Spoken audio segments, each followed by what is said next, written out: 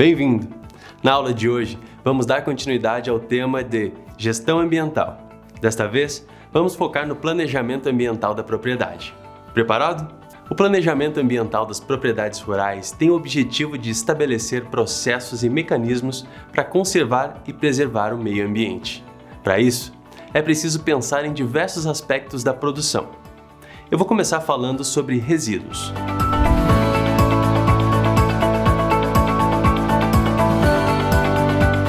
Durante o processo produtivo são gerados diferentes tipos de resíduos. Alguns exemplos são o óleo queimado de tratores e máquinas agrícolas, lixo orgânico reciclável e não reciclável, lixo doméstico, embalagens vazias de adubos e agroquímicos.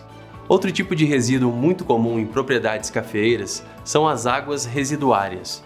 Elas podem vir do processo de aplicação de defensivos agrícolas, do esgoto doméstico, do processamento do café por via úmida, ou pode ser água contaminada com óleos e graxas de máquinas e implementos agrícolas. Para poder dar a destinação correta e evitar a contaminação do meio ambiente e das pessoas, você precisa identificar quais são os tipos de resíduos produzidos em cada etapa do processo de produção e indicar qual é a forma de tratamento ou descarte mais adequada para cada um deles. Esse levantamento pode ser registrado em tabelas e planilhas simples, feitas à mão mesmo, ou de forma digital.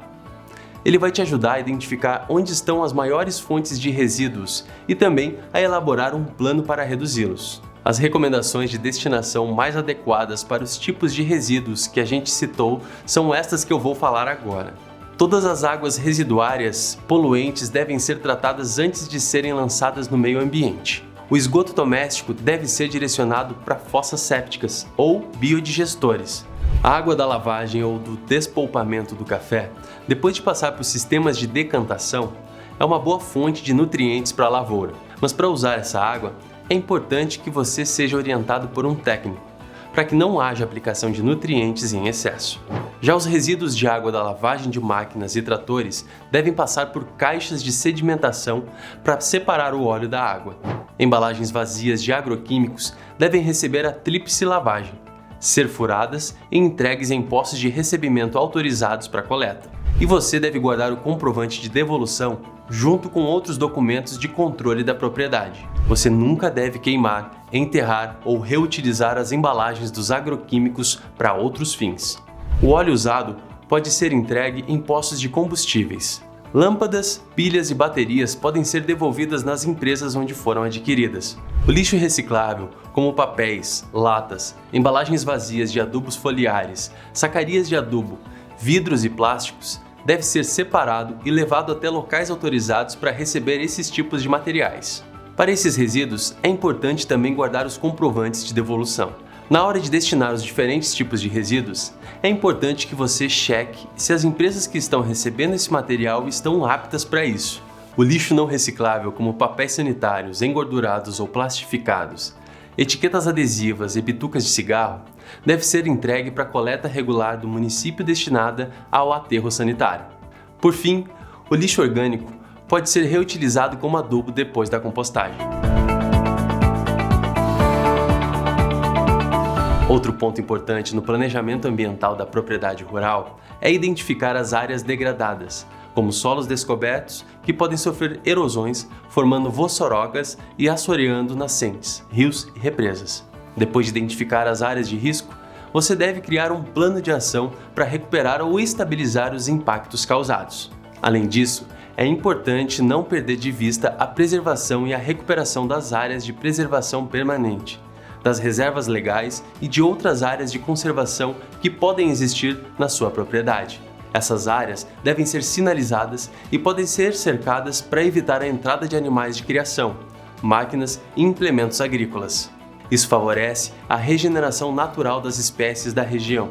Caso a regeneração não ocorra da maneira desejada, você pode utilizar técnicas de recuperação, como o plantio de árvores nativas. Para favorecer a biodiversidade, considere interligar suas áreas de preservação com outros fragmentos florestais da sua propriedade, ou até mesmo de vizinhos.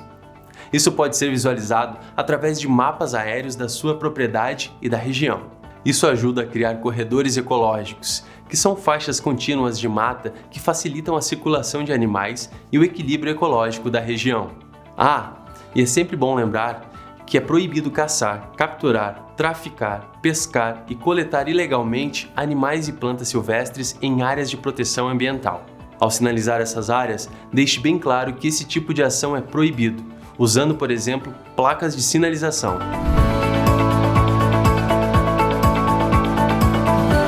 As fontes de energia da sua propriedade rural, se usadas incorretamente, podem gerar gastos altos e contribuir com o aumento do custo de produção. Por isso, identificar quais fontes são usadas em cada etapa da produção, medir e registrar o consumo são passos fundamentais para identificar pontos de melhoria e te ajudar na gestão da propriedade, reduzindo seus custos. Isso também ajuda a pensar sobre a troca de combustíveis naturais, como palha e lenha, e combustíveis fósseis, como gasolina e diesel, por fontes mais sustentáveis de energia.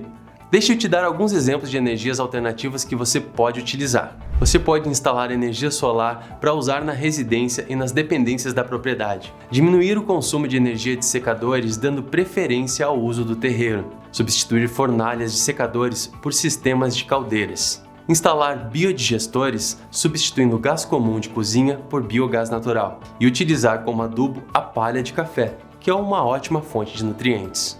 Sobre o uso de lenha, é importante que você verifique a procedência para garantir que ela venha de uma atividade legal e não de áreas de proteção permanente ou de reservas legais, a não ser que você tenha a devida autorização dos órgãos competentes para corte e queima dessa madeira. E você deve sempre guardar as notas fiscais e os documentos que comprovem a origem legal da lenha que você adquirir. Agora, caso você use lenha de cafeeiro, isso não é necessário.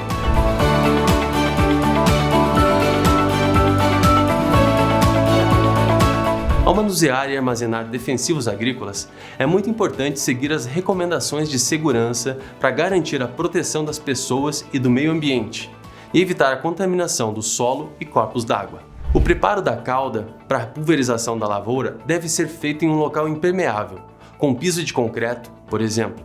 Se precisar fazer isso no campo, você pode colocar uma lona impermeável no chão. Também é importante que esse local tenha valas de contenção de vazamento com caixas de armazenagem para água de lavagem. Você pode até ter uma estrutura para lavagem dos equipamentos e tríplice lavagem das embalagens vazias no mesmo local, mas precisa se certificar de que a caixa de armazenagem tem tamanho suficiente. Aliás, esses locais devem estar de acordo com a nova NR31 e respeitar a distância de moradias e corpos d'água. Os locais de armazenamento de defensivos agrícolas também devem seguir as recomendações da NR31 e da legislação vigente. As principais características de segurança que as edificações de armazenagem devem ter são as seguintes: ser construída com pisos e paredes impermeáveis, de fácil limpeza e descontaminação, e serem resistentes.